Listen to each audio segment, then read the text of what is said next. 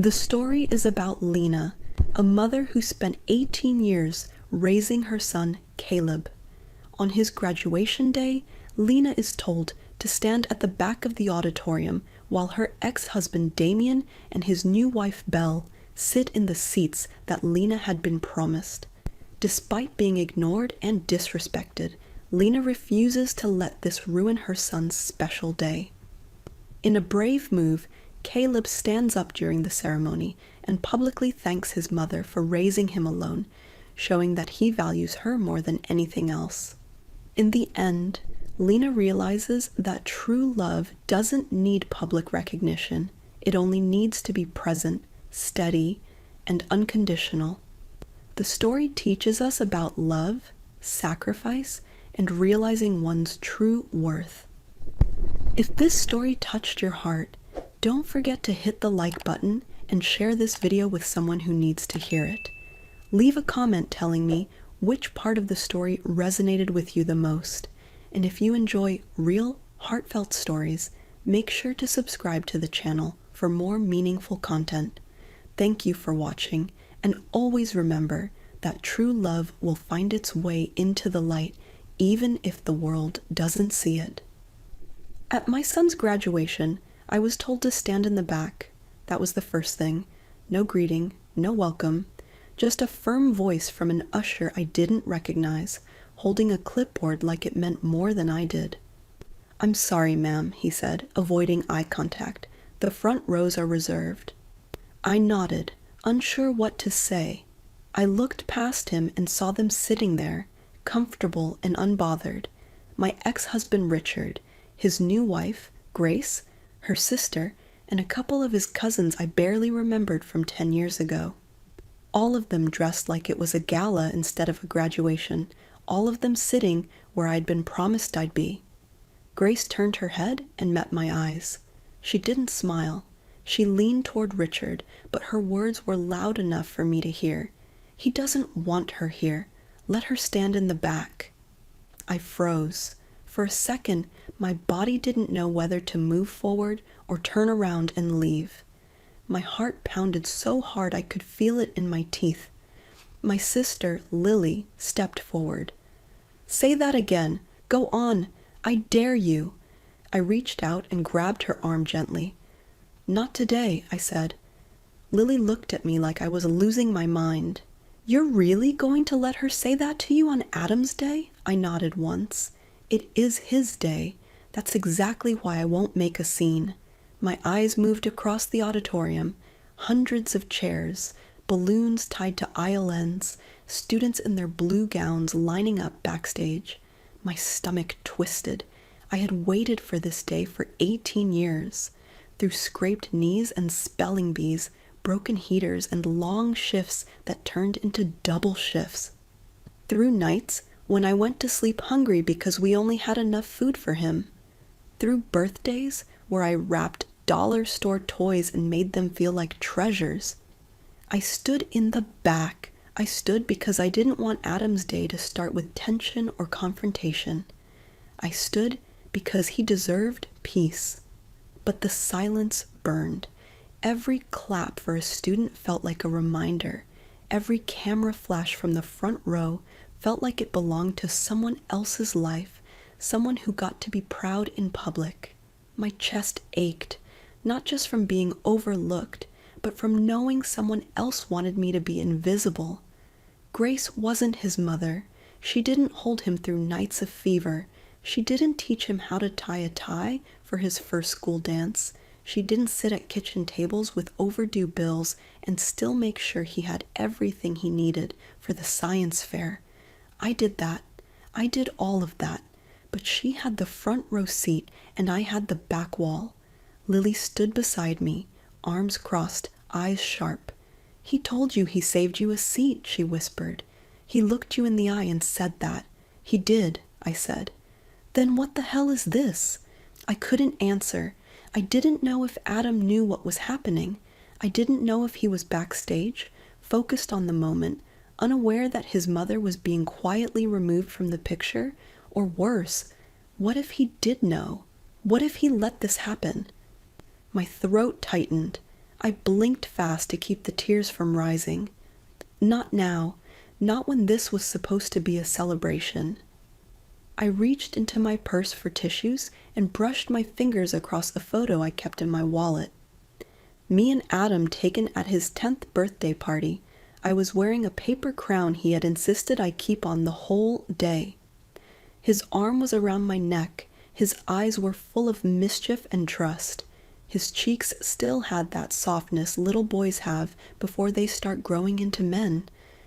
I kept my hand there for a second, grounding myself. The lights dimmed a little. The music changed. The announcer's voice came on, calling students to take their seats. The ceremony was beginning. I straightened my spine and lifted my chin. I didn't have a seat, but I had a reason to be here, a reason no one in that front row could take from me. My son. The morning of Adam's graduation felt like Christmas, but heavier. I woke up before the sun, before my alarm, before even the birds outside had started singing. I laid there in the silence of my small apartment, staring at the ceiling. A part of me couldn't believe the day had finally come. 18 years. It all boiled down to this.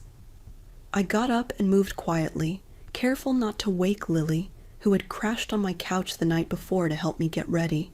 My nerves were too loud for sleep anyway. I made coffee, the good kind I saved for special days, and stood barefoot in the kitchen with the warm mug pressed to my hands. The light from the street outside filtered through the blinds. I could already picture him, Adam, in that cap and gown, smiling, tall, confident, so grown. The little boy who used to curl up beside me after nightmares was now about to walk across a stage and step into the next chapter of his life. And somehow, I'd gotten him here. I pulled the graduation invitation from the fridge door and ran my fingers over the embossed lettering. Miss Jennifer Willis is cordially invited to celebrate the commencement of Adam James Willis. When he handed it to me, he looked so proud. He had smiled and said, "Front row, Ma." I already told them, "You're sitting up close." That was Adam, always thoughtful, always trying to make things right, even when his world had been pulled in different directions. The day he told me he wanted to invite his father, I swallowed my pride and nodded. "Of course," I said, "he's still your dad." It had been years since Richard left. He'd remarried, moved out of state, and only recently started calling again. I never spoke badly about him to Adam. I figured life would show its own truths. Still, when he said Richard and Grace would be coming, I won't lie, it stung. But I told myself it didn't matter. The important thing was Adam graduating. I could handle a few awkward smiles. I didn't expect a warm reunion. I certainly didn't expect to be welcomed, but I never imagined being pushed out. Back in my bedroom, I zipped up the soft blue dress I had ironed the night before. It wasn't fancy, but it looked elegant. Lily walked in, holding 2 mugs. "You nervous?" she asked. "I'm more overwhelmed," I admitted, "like something's building." She looked at me for a second. "It's just graduation, Jennifer. You've earned this. Don't let them rattle you." "I'm not worried about them," I said. "I just want Adam to feel like I'm with him. I don't want to be a shadow today." "You never are," she said. "Not to him." We drove to the school in my old Toyota. I had cleaned it the day before, even though I knew no one would see it but us. I don't know. Something about the day made me want everything to feel right, even the little things. Lily played soft music as I stared out the window, counting the blocks like heartbeats. When we pulled into the packed lot, I caught a glimpse of Richard's sleek black SUV, polished, expensive, loud. He was already there. My chest tightened a little. I breathed in slow. "I'm okay," I whispered. "You don't have to be," Lily replied, "but you do have to show up." We stepped out, and the air was thick with excitement. parents taking pictures, kids laughing, balloons floating above heads, I felt something in my chest stir. Pride, pure and powerful. This was our finish line. I remembered the nights I sat at our wobbly kitchen table, helping Adam study for exams while eating ramen noodles. I remembered the early mornings I left a note on the counter because I had to start my shift before he woke up. The times he offered to skip field trips because he knew money was tight, and still, he never complained. He never asked for anything more than what I could give, and today he was graduating. I straightened my shoulders and fixed my hair as we approached the auditorium doors. The future was on the other side of that building. So was my son. I had no idea the moment I walked in that everything I thought I knew about this day was about to change. The moment we stepped inside the auditorium, I felt it. That shift in energy like someone had pressed mute on a song I was meant to hear. I scanned the room looking for our seats. The ones Adam said were saved for us. "Row, left side," he texted me. "You'll see the little white card with your name on it." But there were no cards, just people. Row after row already filled. Laughter, hugs, parents leaning in to whisper to their graduates. The front row, our row, was fully occupied, and there, right in the middle, sat Richard and Grace. He wore a dark tailored suit like this was a board meeting. She wore a champagne-colored dress, the kind people wear when they're sure everyone's watching. Her blonde hair was twisted into an elegant bun, not a strand out of place.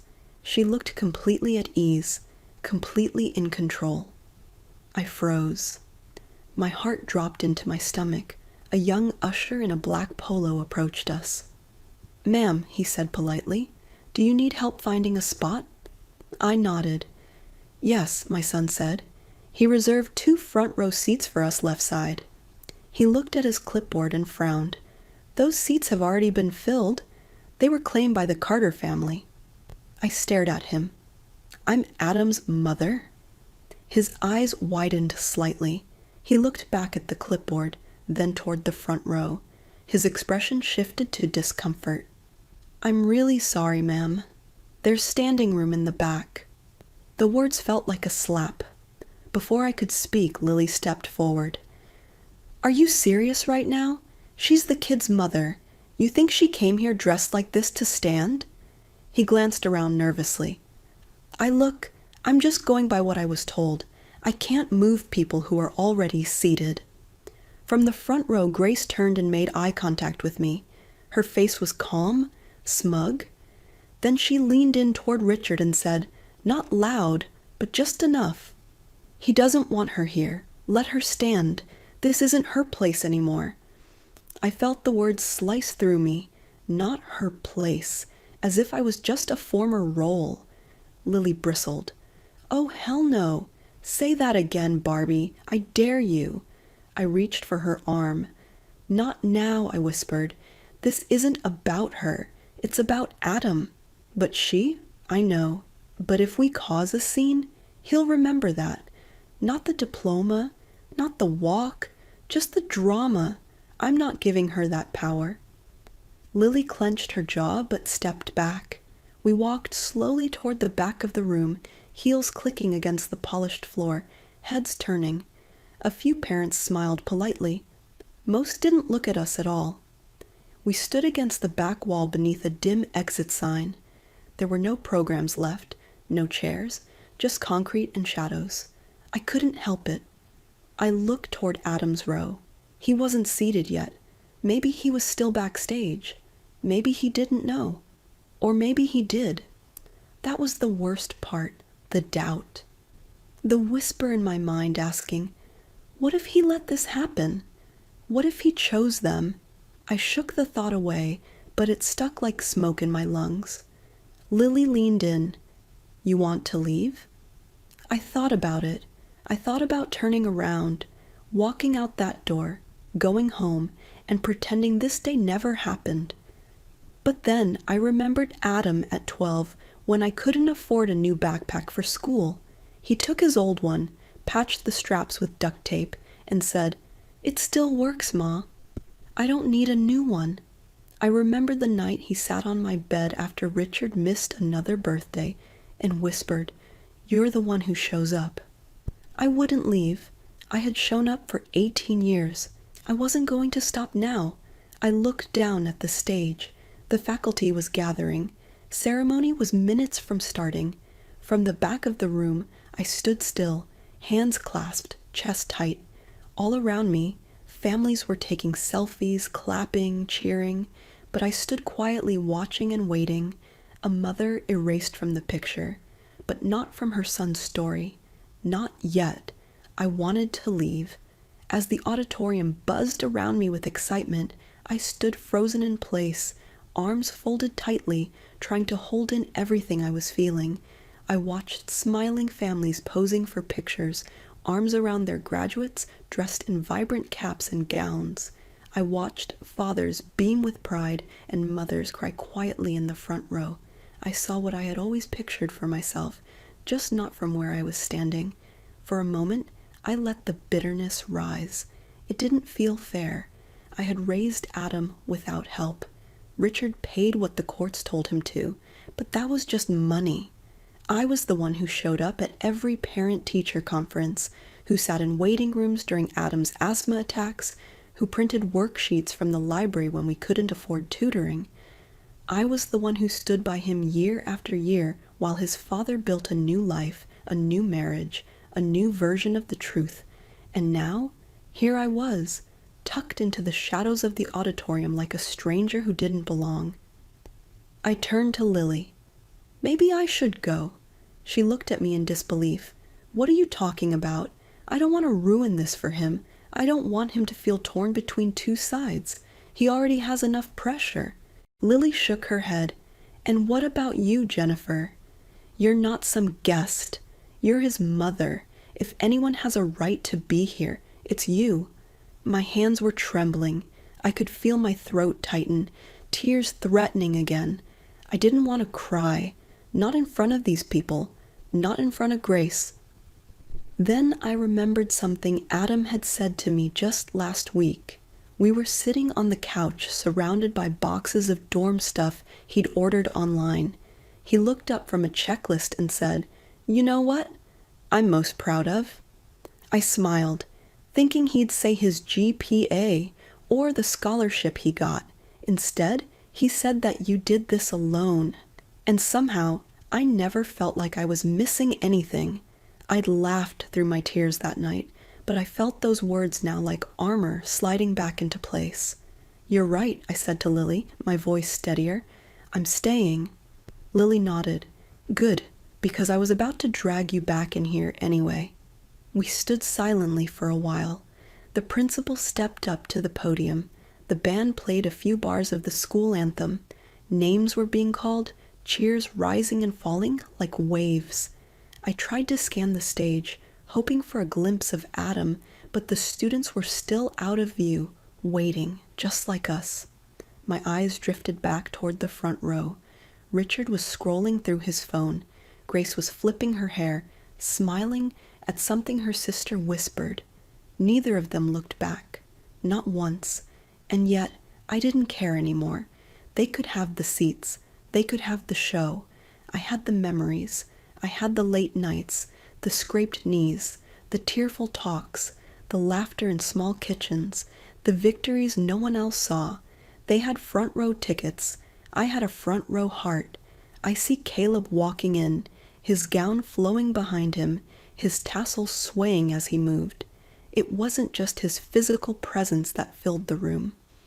It was the journey he'd walked to get to this moment, and my heart swelled with pride for everything he had achieved, for everything we had been through together. He didn't notice me right away. He was focused on the stage, the thousands of people, and the weight of the moment. The entire auditorium was alive with excitement, but I felt like time had slowed down. I couldn't take my eyes off him. I had spent years watching him grow, holding him close when life was hard, and now he was on the brink of his own future. There he was, walking through that sea of blue gowns and gold tassels, moving towards something he had earned every step of the way. And yet, in the back of my mind, I wondered if he would notice. Would he see me standing there in the back where I was told to be? Or would I too be invisible, just like they wanted me to be? I clenched my fists, trying to push that thought away.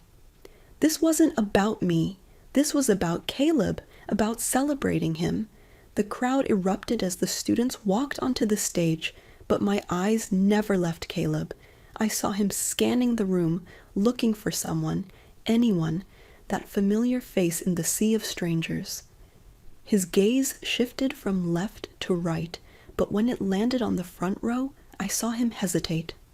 A brief flicker of uncertainty passed through his eyes. Richard waved at him from the front, but Caleb didn't return it. He didn't even acknowledge him. He looked back and forth, his gaze resting on me for just a second. In that split moment, I felt everything shift. All the years of sacrifice, all the silent nights, all the moments I had stood for him without expecting anything in return, it all came rushing back to me. And then, Caleb's eyes found mine again.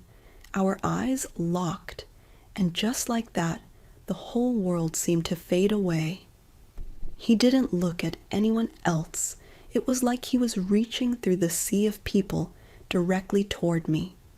My heart pounded in my chest as his lips moved, though no words came. But I didn't need to hear them. I knew what they were. I saw it in the way he held my gaze. "I see you, Mom." He didn't need to say anything more. The realization hit me like a wave crashing onto the shore. I didn't need to be in the front row to know that I mattered. I didn't need to be publicly acknowledged to feel the love and appreciation he had for me. All those years of standing in the background, unnoticed by everyone except him. It didn't matter. What mattered was that my son saw me, truly saw me, and he was proud. As Caleb continued down the aisle, a wave of emotion overtook me. I could feel the tears rising, but I blinked them away, forcing myself to stay strong. This was his moment, and I wasn't going to ruin it by making it about me. But my heart was so full of pride and love for the boy who had never once made me feel like I wasn't enough. He had always known who stood for him, who loved him unconditionally. The applause grew louder as Caleb reached the center of the stage, and the photographer asked him to turn and smile. But Caleb didn't turn to the front row. He didn't acknowledge Richard and Grace. Instead, he turned to the audience and took a step closer to the microphone. His voice echoed in the room, clear and strong. "I know I'm just supposed to take this diploma and walk off," he said, his voice steady. "But if you'll give me a minute, there's someone I need to thank." The room fell silent. Whispers ran through the crowd as Caleb raised his diploma slightly, not like a trophy, but like an offering. His hands didn't shake. His eyes were unwavering as he looked straight ahead. "This," he said, "is for the woman who raised me alone." I froze. My breath caught in my chest as the weight of his words hit me. This is for the woman who worked 2 jobs and still made it to every school play. For the woman who skipped meals so I could eat, who stayed up late to help me study even when her eyes were bloodshot from her shift. The room was quiet. I could feel the eyes of the crowd turning toward me, though I didn't care. Caleb's words filled me with a sense of warmth I hadn't felt in years. I had always known he appreciated me, but to hear it in front of everyone, to hear him stand up and tell the truth, there was no greater gift. "This is for the woman who sat through birthdays where my dad never showed up and still made me feel like the world hadn't let me down," Caleb continued. "She's standing in the back of this room right now because someone told her she didn't belong up front. But let me be clear, there is no one who belongs here more than my mother, Jennifer Willis."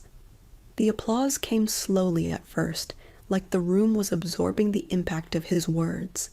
Then, one by one, people started to rise to their feet. Hands clapped, some even cheered. A woman near me whispered, "That's real love." Lily grabbed my arm, her eyes wide with disbelief. "He did that for you." I couldn't speak. My mouth was trembling, and all I could do was nod. Tears slid down my face faster than I could stop them. I didn't care who saw. I didn't care who was watching, because this moment wasn't for them. It was for me and Adam, and we had earned it. Caleb stepped down from the stage, his diploma still in his hand. He didn't go to the front row. He didn't look at Richard or Grace. Instead, he walked straight to the back of the auditorium, through the sea of people now watching him as though he was the only one in the room. He stopped right in front of me, his smile soft but proud. "This is yours as much as it is mine," he said, placing the diploma in my hands. And then, in that moment, it was just the two of us again, a mother and her son, reunited in the truth, in the love that no one could take from us. I pulled him into my arms, feeling his warmth, his strength. The room around us faded. There was nothing but us, nothing but the love we had always shared, despite the world trying to push us to the sidelines. The auditorium slowly emptied, but I stayed in the back, still holding Caleb's diploma in my hands. I couldn't bring myself to leave just yet. It felt like if I moved too fast, the moment might disappear, like a dream I didn't want to wake up from. Lily stood beside me, wiping her eyes with the sleeve of her cardigan. "Well," she said with a shaky smile, "that's one for the books." I smiled. I hadn't stopped smiling since he hugged me. Caleb was at the front now, talking with friends, shaking hands with teachers. He looked so grown up, so sure of himself, but still mine. Belle and Richard stood near the stage, talking quietly, but they didn't come over. They didn't congratulate Caleb in front of me. They didn't even say goodbye. And that was fine. This day, this moment, had nothing to do with them anymore. It had everything to do with me and Adam. As Caleb finished talking with his friends, he made his way back towards me, still holding his cap. His face was softer now, a mix of exhaustion and pride. His smile was faint but genuine. "Hey, Mom," he said as he approached. "Hey," I responded, my voice barely above a whisper, filled with the weight of everything I wanted to say but didn't need to. He looked down at the diploma in my hands and gave me a gentle, knowing smile. "You kept it," he remarked, almost in disbelief. "Of course I did," I said, my voice thick with emotion. "It's yours, but it's also mine." Caleb nodded, his eyes softening. "I never could have done it without you, you know," he said, his voice breaking ever so slightly. "Everything I am, I owe to you." I felt my heart swell. It wasn't just pride that filled me. It was relief that he had seen, understood, and appreciate everything I had done for him. No one else could understand the sacrifices I had made for him. No one else would ever know how many nights I spent awake, worrying about whether he was okay, if I was doing enough for him. But Caleb, my son, always knew. The parking lot was bathed in the golden light of late afternoon, the air still, heavy with the silence after the ceremony. We reached my car, and I opened the trunk so Caleb could put his gown away. He paused, his fingers brushing the fabric before he turned back to me. "I didn't plan to say anything up there, Mom," Caleb said quietly. "It just didn't feel right to walk away without thanking you." I didn't know how to respond. My throat tightened, and all I could do was nod, my heart threatening to break open. "You didn't owe me anything," I whispered, my voice breaking. "I do, though," he replied, his tone steady. "I owe you everything." I didn't say anything more. Instead, I reached for his hand, feeling the warmth of his palm against mine. It was bigger now, stronger than it used to be, but it was still the same hand that had once clung to my fingers when he was small and afraid. The hand that used to reach out for me in parking lots and movie theaters when the world felt too big and too uncertain. You know, when you were little, you'd get scared or sick or just sad, I said, my voice soft and steady. I'd always tell you that I'd stand with you no matter what, even when no one else did. He smiled, a knowing, gentle smile. I remember, he said softly. Well, today you stood for me. The weight of his words settled in my chest. You've been standing for me my whole life, he continued. It's time I stood back. In that moment, I felt something inside me shift. It wasn't just pride that welled up in my chest. It was peace. I didn't need to fight anymore to prove my place in his life. Caleb had claimed that place for me, publicly and boldly, in front of everyone who had ever doubted us, in front of the world. And that was enough. We didn't need to make a scene. We didn't need to force anyone to see us, to recognize us, because Caleb had already done it, and in doing so, he had given me the greatest gift I could have asked for. The rest of the night moved slowly, the way only good nights can. We picked up pizza, went back to our small apartment, and ate at the kitchen table. Caleb sat across from me, his cap still resting beside him. He didn't want to go out, didn't want to party. He wanted to be home with me, where we had always been. He stayed the night, sprawled out on the couch with the TV playing softly in the background. His cap sat on the coffee table next to an empty root beer can, and I stood in the doorway, watching him for a moment. He looked so grown up, but I could still see the little boy in him, the one who used to curl up beside me after a bad dream, the one who trusted me more than anyone else. The next morning, Caleb was packing up his things, preparing to meet his friends. He kissed me on the cheek as he left and said, "You made me who I am, Mom. Don't let anyone ever tell you different." I couldn't speak. All I could do was hold him tight for just a second longer, feeling the weight of his words settle deep into my bones.